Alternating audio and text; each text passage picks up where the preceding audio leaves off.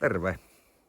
Minä olen Teemu Korooma Eräkahvilalta ja me on päätetty alkaa tekemään tämmönen videosarja, missä meikäläinen lähtee kameran kanssa kävelemään pitkin Posion mehtiä. Tarkoituksena tässä on esitellä Posion retkikohteita ja ylipäätänsä, että minne täällä voi mennä, minne kannattaa mennä ja mitä täällä voi tehdä. Täällähän on paljon jo tuommoisia pieniä päiväretkikohteita, lyhyitä polkuja muutaman kilometrin. Löytyy myös pitempää polkua isompaan nälkään, missä voi hyvin tehdä yöyliretkiä. Ja sitten käydään kans vähän pyörällä ajelemassa. Posiolle julkaistiin juuri kattava gravel-reitistö, mihin voi tutustua myös bikeland.fi-sivuston kautta. Ja samalla videoiden ohessa tutustutaan myös tämän meidän kahvilan toimintaan. Mutta tänään nyt lähdetään kävelemään Korooman Rotkonlaaksosta löytyvä Korojääreitti. Tämä on 5 kilometriä pitkä ympyräreitti. Talviaikaa siellä näkee hienot jääputoukset. Kuvataan niistä ehkä toinen video sitten, mutta lähdetään nyt katsomaan, että miltä tämä kesällä näyttää. Tänne muuten pääsee saapumaan hyvin helposti Rovaniemen tieltä 5 kilometriä soratietä myöten Saukkovaaran pysäköintialueelle. Googleen, kun nämä tiedot kirjoittelee, niin varmaan löytää perille. Ja siitä on sitten helppo lähteä kävelemään. Ja tässähän tämä meidän kahvilakin sijaitsee, niin voi myös pistää tuon vaikka kahvila sitten lenkin päälle. Mutta ei siinä lähde tähän kävellä nylkyttelemään ja katsotaan mitä tästä tulee.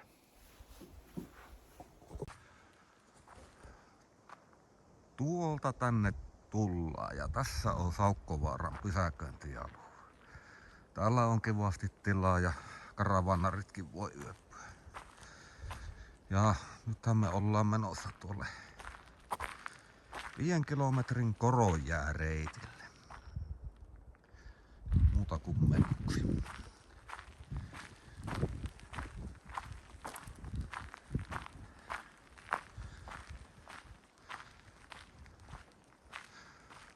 Tuolta saa muuten sitten kahvia ja pullaa. Ja vähän majoitusta. Polkupyöriäkin voi vuokrata. Ruokaakin saa tilata. www.eräkahvila.fi. No niin, tässä on reitti alkupisteet ja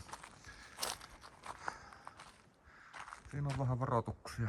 Noista kenkkiä suositellaan käytettäväksi talviaikaa. Täällä on tosiaan liukasta ja tuohon panttiin tuommoinen pönttö, mihin voi noita pikku nastoja keräillä halutessaan, mitä reitin varresta löytyy välillä aika reilusti.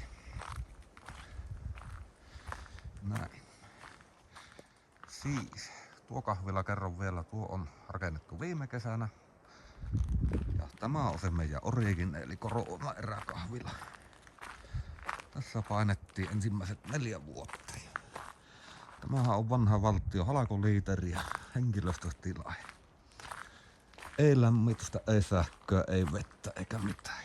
Niin siinä vaan pärjättiin. Hyvä ystävämme teki meille tuommoisen hienon kyltinkin. Tää on hyviä muistoja. Tämä tulee myös olemaan jatkossa auki. Ehkä siellä kesällä pidetään jopa pikkasen kirpputoria sitten.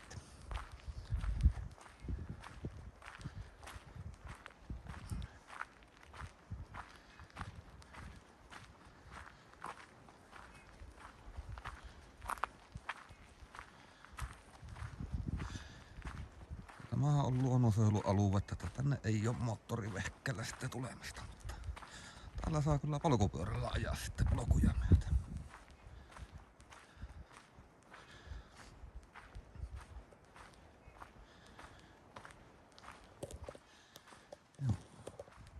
Ja siinä on Korooman portti Saukkovaaran päästä. Hyvää onnea luo aina koputtaa kylttejä kun tullaan Rotkoon. Täällä on vähän informaatiota paikasta. Kartta esimerkiksi. olemme tässä. Tämä on Rovaniemen tie, Rovaniemi, tuonne päin Posiolle. Tuosta Koppelojärven tietä Saukkovaaran tielle ja siinä on parkkipaikka. Nyt kierretään tämä Koronia-reitti. Täältä löytyy myös toinen reitti, Piippukallion pihaus, joka menee tuolla. Tuossa on muuten ehkä yksi Suomen hienoimmista tulipaikkoista, väittäisin. Mutta tänään kävellään tämä Koronan reitti läpi. Siinä on jollakin joka tarvinen näköjään luvulla siitä. Ehkäpä minä ne kerään tuosta mukaan ja vien kierrätykseen sitten. Jos ne ei tuosta parin päivän sisään häviä.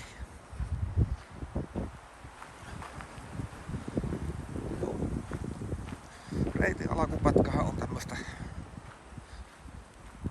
mukavaa hiekkapolkkua leviää kuin mikä. Tätä on mukava lipsutella. Jyrkkyyttä tästäkin toki vähän sen löytyy, että varsinkin pyöräilijöille niin takaisin ylös tuleminen, niin se kyllä paukaisee ainakin meikäläisellä sykkeessä on 80 ja kuoleman välille sitten heti. Mutta kyllä sitä polkemalla ylös pääsee. Parempi kuntoiset kuin minä, niin jopa helposti.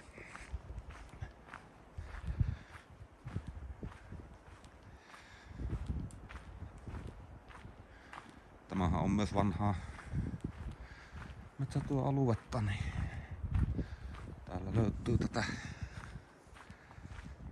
puupeltomehtää, mutta kun syvemmälle rotkoon painutaan, niin siellä löytyy myös täysin koskematonta ikimehtää.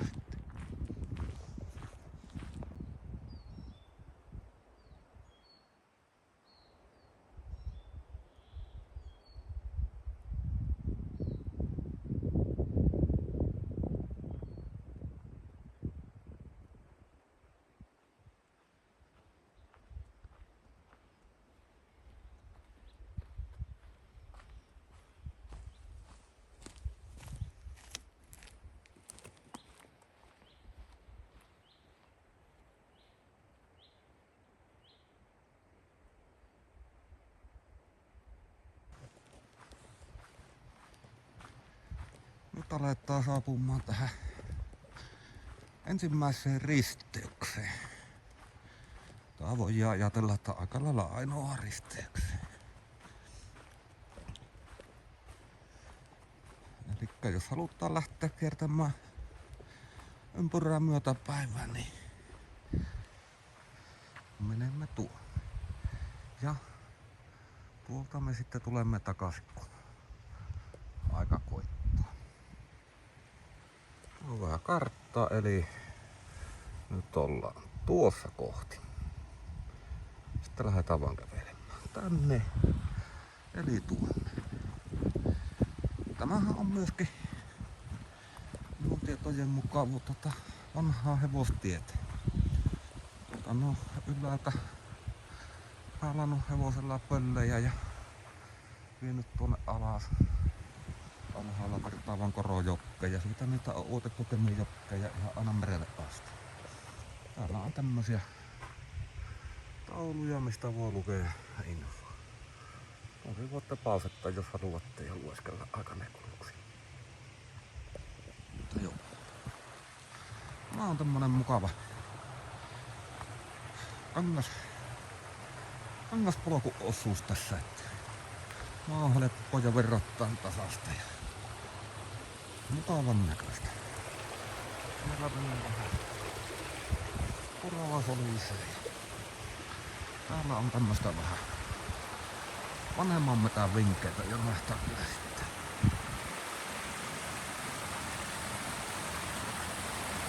Vesi on kyllä hieno elementti metässä.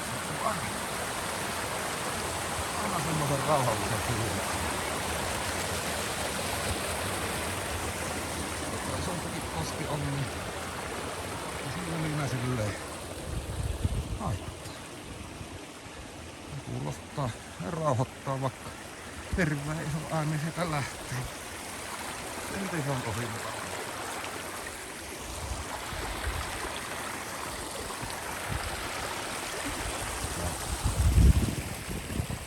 Kyllä mestat kohta.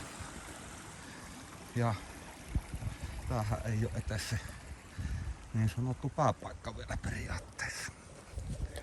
Siinäkin oikein tuommoista hiekkapohjaa ja kirkasta vettä.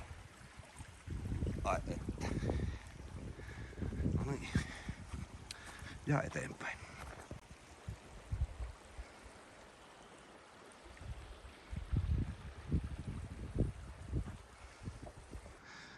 Joo, aikanaan kun sitä puuta hevosella kuskattiin, niin alamäettä saattoi olla joskus vähän ongelma, että kun sillä hevosella kuitenkin muuan kilo oli sitä tavaraa aina kyyvissä, niin sitä reen liukumista voittiin ehkäistä vaikka nakkelemalla sitä vähän soraa alarinteeseen.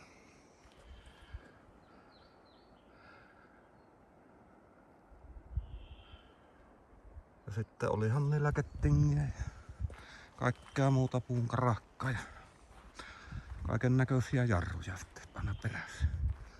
Vastavuoroisestihan sitä sitten tasaisella niin liukastetta haettiin. Niin siellähän kävi aina joku isäntä yöt tuimaan niin vesilaatikon kasajelemassa noin hevosen urat, niin saivat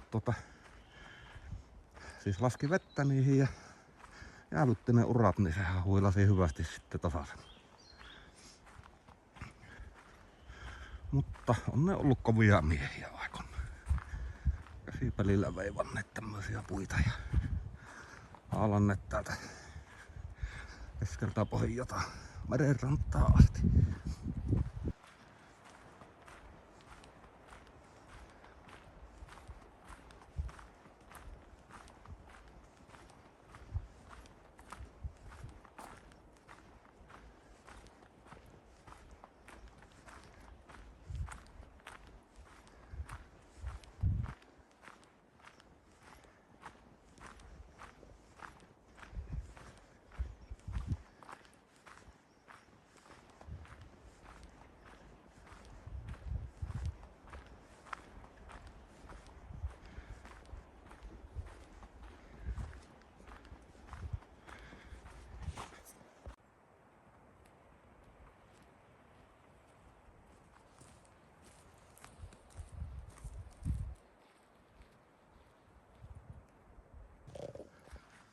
Moni kartta näyttää, että reitti menee suoraan tuonne Hannukallioon näköalatasanteelle, mutta tämä on vähän muuttunut. Tuolla oli talviaikaan melko valskin liukastella sinne näköalapaikalle, niin tätähän on otettu ja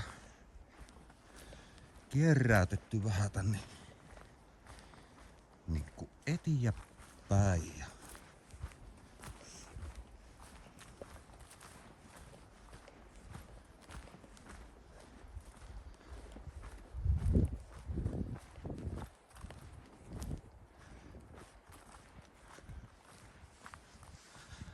tullaan tämmöiseen paikkaan. Polkuristeyksen. Tässä on minun mielestä ehdottoman tärkeää muistaa käydä piipahtamassa tuolla Hannukalliolla. Sieltä tullaan sitten takaisin ja jatketaan reittiä eteenpäin. Eli lähdetäänpä katsomaan, että mitä siellä Hannukalliolla näkyy. Tästä näkymästä mulla tulee aina mieleen jostain syystä vanhojen japanilaisten roolipelien taustagrafiikat, kun tuo takana oleva vuoristo alkaa pikkuhiljaa pomppimaan tuolta näköiseltä. Efekti toki korostuu aika paljon talviaikaan paremmin. Mutta kyllä siellä lunta vähän pilkistää vielä Jaska Jokusella. Jääputoksethan on nimetty aina sen jääkiipeilijän toimesta, joka se ensimmäisenä huiputtaa. Eli tämä tässä tuolta puitten välistä pilkistävää, niin tämä on Jaska Jokunen.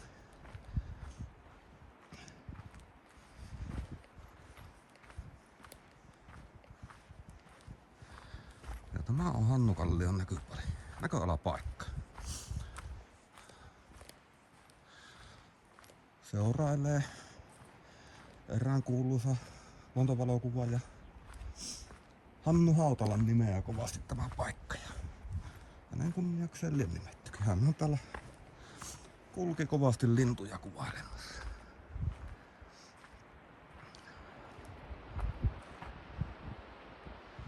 Ja siinä se on. Oikeassa komeudessa.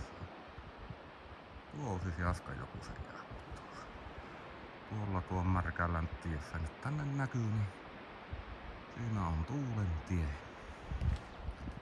Jos se suuntaan kattellaan, niin siellä voisi näkyä mammutti, mutta ei näy. Ja sen jälkeen tulee vielä ruskeavirta tuolla ihan perällä.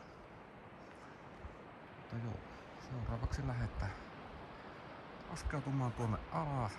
Käydään pikkusen eteenpäin tätä polkua. Sitten rupeaa lasku ja päädytään tuolla alalla menevälle puolelle. Mitä sitten mennäänkin jonnin matkaa tuonne tuli paikalle asti.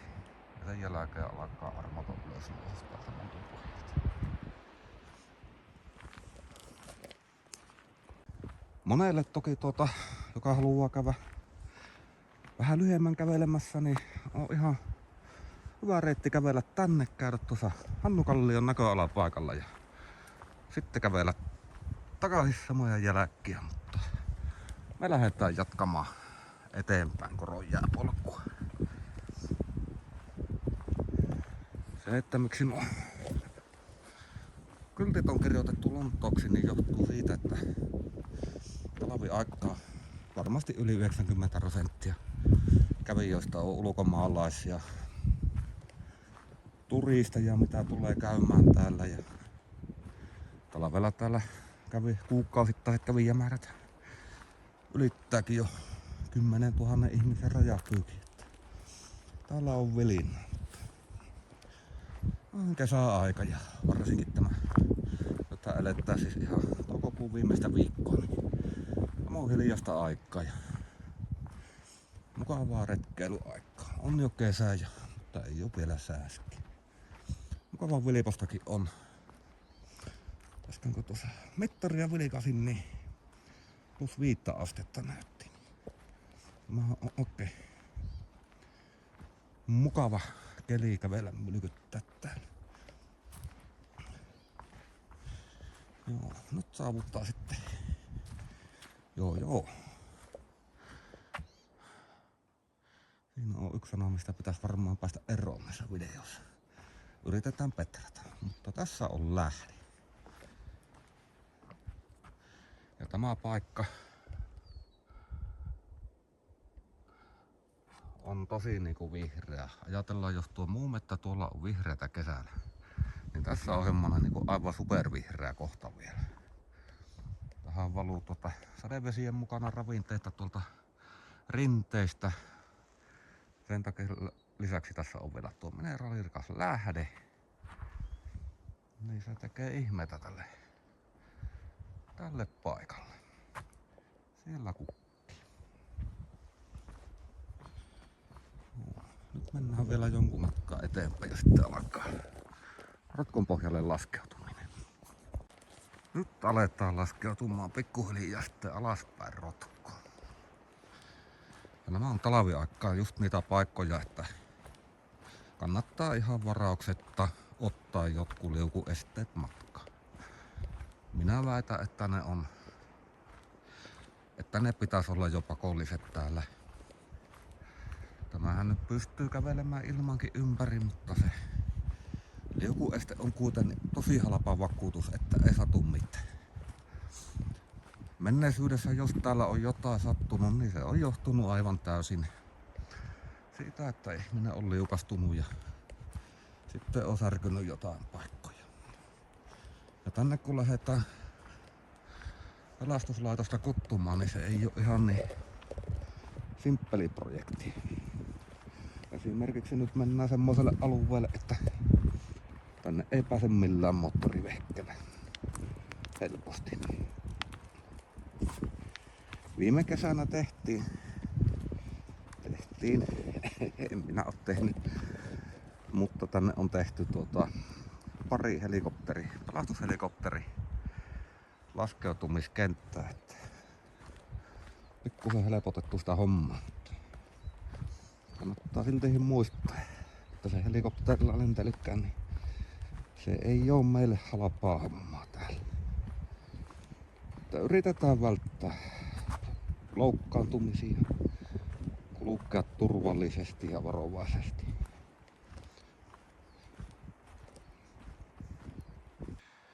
Ja yksi asia täytyy mainita. Se mäenlasku.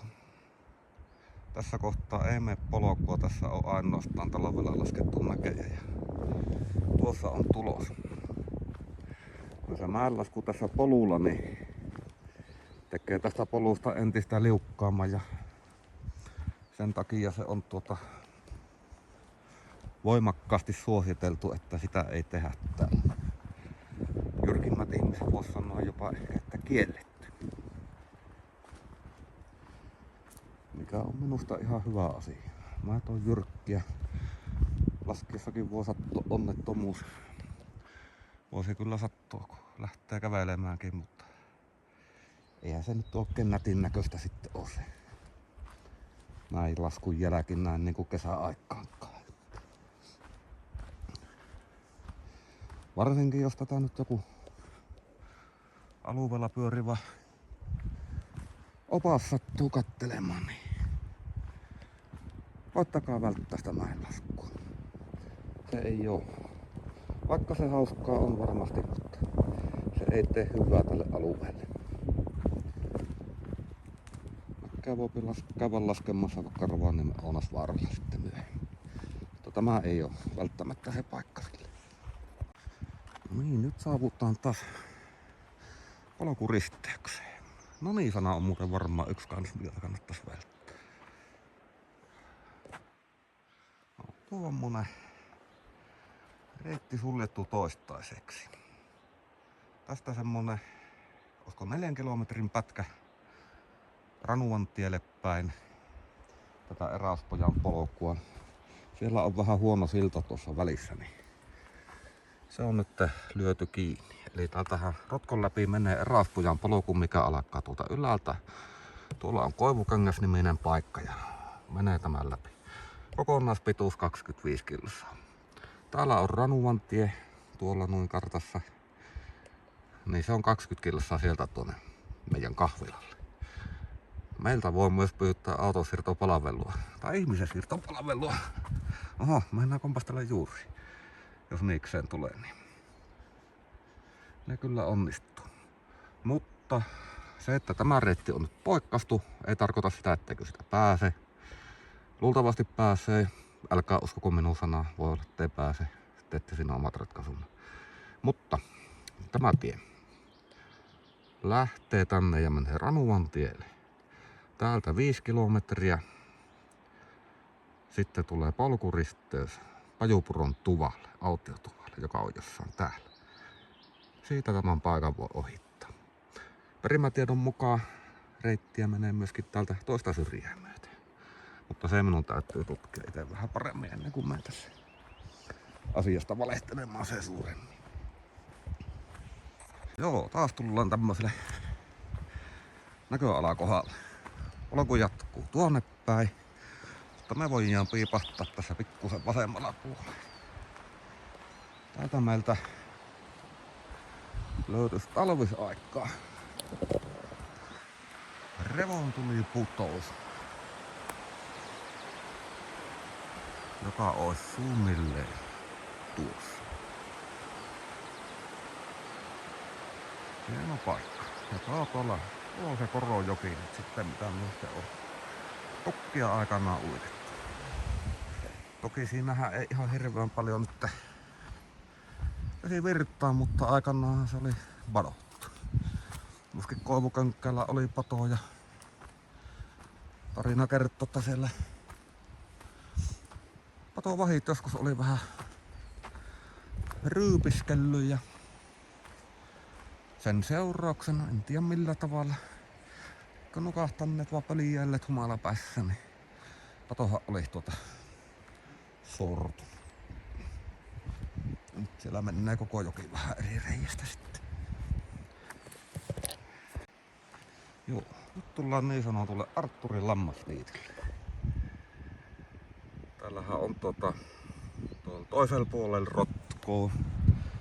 Sillähän on niin sanotut, ei ne niin sanotut ole, siellä on Vohontalo ja Kela.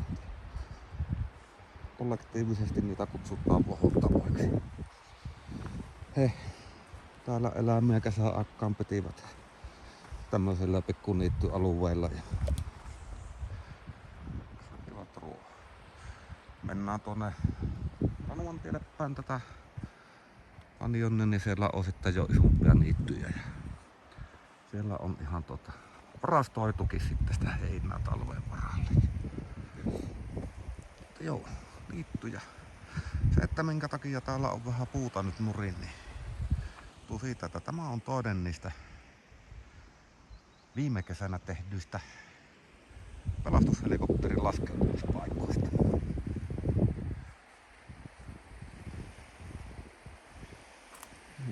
Ja nyt päästään, joo taas tuli. Nyt päästään tähän Porojoen jokea ylittämään. Hienon näköinen paikka. Tuossa on pikkuinen hiekkapiitsikin. Hyvä paikka käydä uimassa kesken retken, jos siltä tuntuu. Tai jos tätä nyt joku ulkomaalainen kahtoo, joka suunnittelee tänne tulemista ensi talvena, niin muistakaa, että Suomessa missään ei mennä ikinä joen jäälle. Se on todella vaarallista, sillä sitä jäästä ei ikinä tiedä, että voiko se kestää ei. Kysykää asiantuntijalta, jos haluatte jäälle, niin muuten sinne ei kannata. Jos niin saatte läpi ja jää alle ja tuommoiseen virtaan joudutte, niin te olette hyvin pian tuolla sen jää alla ja sitä ei ole ylös nousemista.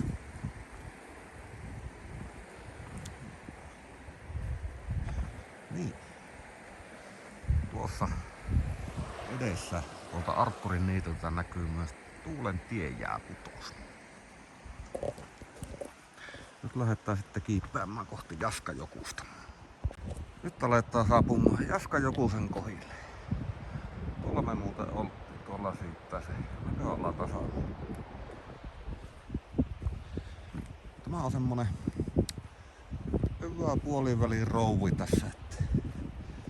Tässä on näppärä napata eväät, kun hyvät ja kaikki. Ja aika lailla puolivälissä tätä turneita.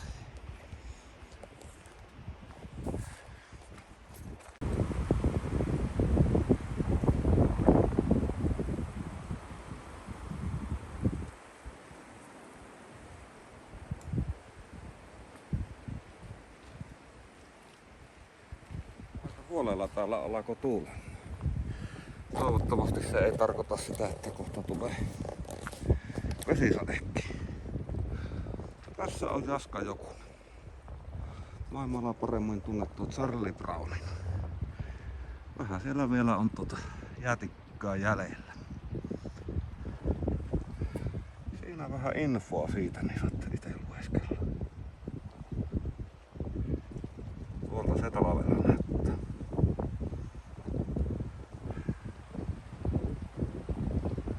Hyvin suosittu jääkiipeilykohde.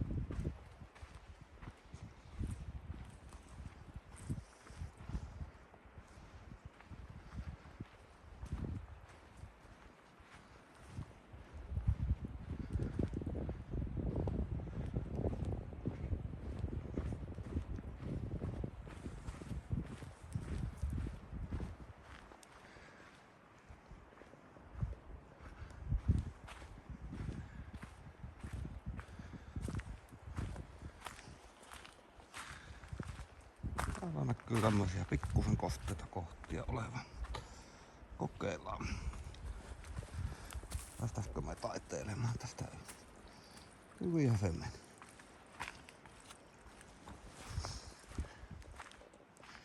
Hyvin jalo siitäkin selvitti.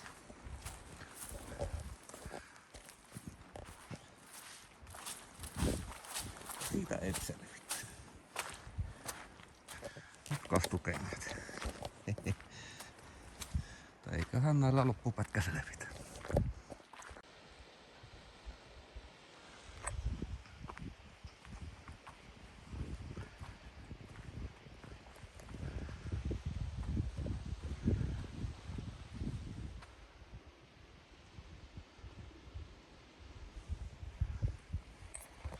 Ja siinä on sitten se ruskea virta ja siellä näkyy vielä jäätikön jämät alas tulleen. Tähän aikaan vuodesta sieltä tulee vähän vettäkin tuosta putouksesta.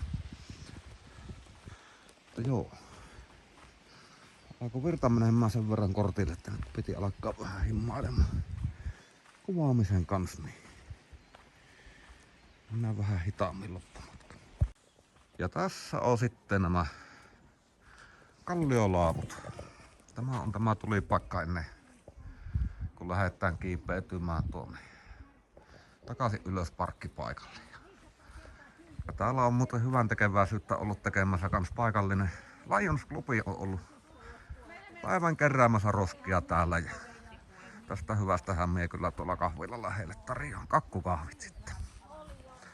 Mutta joo, tästä on nyt enää kilometri takaisin tuonne parkkipaikalle. Ja täältä löytyy se alueen ainut virallinen vesiputous. Nimeltään Saukko-ojan putous. Tosta tulee Saukko-oja laskee ja sinne se menee. Tuolta alempaa kun tulee polkua myöten tuonne alas, niin siinä voi käydä vaikka suihkussa. Siinä on semmonen mukava tasainen alus. Tämmönen. Nämä takaisin tulohan tuolta pohjalta on ihan mielenkiintoinen. Jostain tuolta kaukkaa sitä lähettiin ja tuonne ylös mennään. Tässähän on melkein kilometrin niinku ylämäkkä. On vähän tasasta välissä. Matkahan ja ylämäkihän ei tapa vauhtita. Takaisinhan sieltä ylös selvittiin. Kyllähän se on huonokuntoisen pistää vähän hengästyttämään torinne, mutta ei sinne vielä kertoo vaan ole välille jääty. Nyt ei muuta kuin rupian keittelemään Lions Clubilaisille ansaittuja kakkukahveja, kun keräilivät roskia tuolta.